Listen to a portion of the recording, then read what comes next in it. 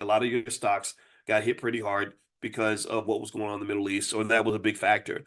Today it's a little bit better. It started off bad this morning, but it's gotten better since. But overall, this instability in the Middle East, Iran launching, hundreds, I don't know, maybe thousands of missiles at Tel Aviv is like, holy crap. Because, for some reasons, we just decided we want to spend hundreds of billions of dollars making sure that Israel has nuclear weapons. And that's just bad for everybody, right? It's just not good because they don't back down, right? It's not like the Israelis are going to say, okay, enough is enough. Let's find our way to peace. No, they're going to be like, oh, well, you hit us, we're going to hit you twice as hard.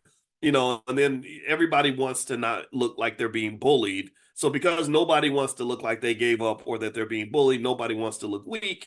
Everybody escalates. It becomes escalatory, and actually part of the reason that war gets messy like that is similar to how divorces happen. Did you know, just a little factoid for those who want to save money by not having horrible relationships? Did y'all know that they could listen to a couple argue for 5 minutes and predict with 95% accuracy which couples are going to stay together and which ones are not? Did y'all know that? They could literally listen to that couple have a 5 minute argument, and basically how you handle your dispute was the key determinant of whether or not you'd stay together. And what they found was that the difference was whether or not you want to stay. When they have these old school sayings that are really wise. So they say, do you want to be right or do you want to be married? Right. And that word pride sharing is a big one. If you are an escalator, if you're a person who will bring a gun to a knife fight, who will launch a nuclear missile at the drop of a hat at your partner, just say some horrible things that you can't even, that you shouldn't be saying, then you're not going to stay in relationships for very long. This is why trauma, undiagnosed, untreated trauma, unhealed trauma is a key determinant as to whether or not your relationships are actually going to last.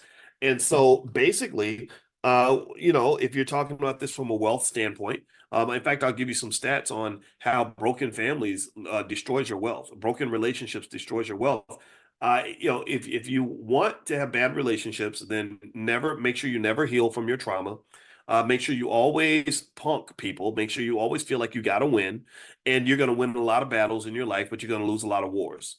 You are. You're going to lose. You're going to win the battle, but you're going to lose the war. You're going to win the argument, but you're going to lose. You lose the love in your life. You're going to lose your family, and everything else. And so, every day, every time I get into a dispute with my wife, when I'm mad and I start going at her about whatever I'm mad about, I then have to sit back and calm myself down, use breathing exercises and everything else to just say, okay, boys, what's the big picture here? It's a consciousness exercise. Like, what's the big outcome here? What's going to matter in 5 years, right? If you say something to this woman that you're going to regret. So, that's just a little bit of a thought there. And the reason that stuff is important is because we don't make the connection between all the broken relationships and all the broke people financially, all the broken wealth. We talked about this a little bit in class. We've talked about how most of the people, when you see people on TikTok crying because they can't pay the bills, most of those people are single. Most of those people don't have a partner. That's why you're losing partly, is because you don't have, because two incomes is typically better than one, because two incomes takes advantage of a concept in economics called economies of scale.